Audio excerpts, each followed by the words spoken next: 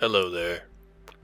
When it comes to filling gaps for your miniatures or adding details like fur or ragged clothes, the conventional wisdom is that you need to use some kind of epoxy putty and sculpt the details on.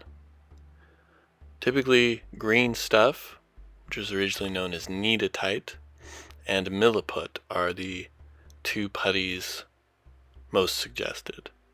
They have lots of uses and are very versatile. You can make very fine details with them. But what can you do if you can't access or afford those things? How else can you fill little gaps and improve the features of your models, make them look a little bit better? Well, as a young man many years ago, that was the situation I found myself in. I didn't know where I could get green stuff, and I certainly couldn't afford it. So here's a solution I came up with. You only need two things: super glue, and I like this gel one because it doesn't go everywhere, and then a little bit of paper towel, toilet paper, or tissue. First, we're going to put a little bit of super glue into whatever gap we're trying to fill,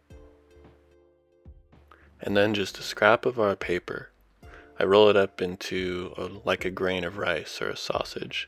I usually find that I need less paper than I think I do. We'll put it into the gap on top of the glue, and then push it in even more. You can use your fingernail, but it's better to use a small tool like a knife or something. It helps keep the glue off of your fingers. When I want to add fur details, I just poke in the tip of the knife in a stippling motion. When you're relatively happy with how it looks, add a little bit more super glue on top. And you can quickly wipe away any excess. The goal is for the paper filling the gap to absorb the liquid or gel super glue. It hardens quickly, and then you can smooth it out. So, who cares? Well, like I mentioned earlier, this technique is for people like me, especially me as a child who wanted their miniatures and models to look good, but didn't have very much resources. If you're a competitive modeler or painter, this technique is not for you.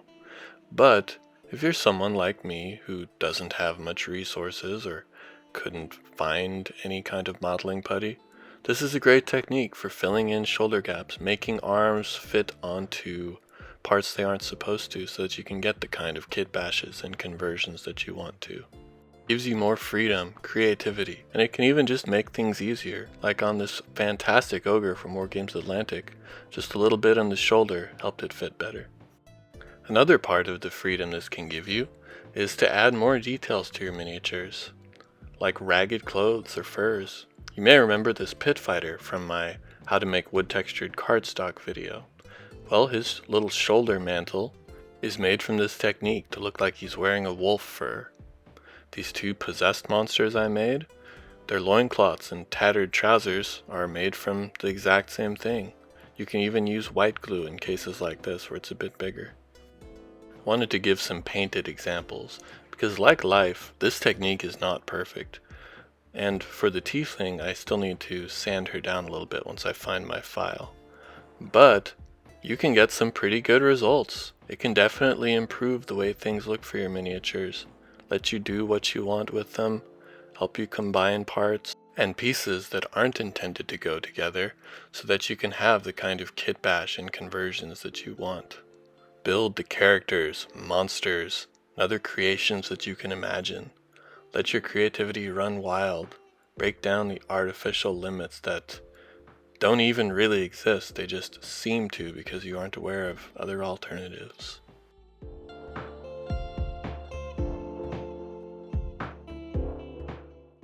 I wasn't actually intending to make a video about this topic, but it came about as a byproduct of the Tiefling Kitbash and Conversion video that I have coming out soon.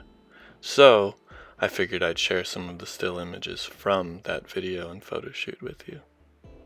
Thank you for watching, my friends. I hope this technique helps even just a little bit. Till next time, take care.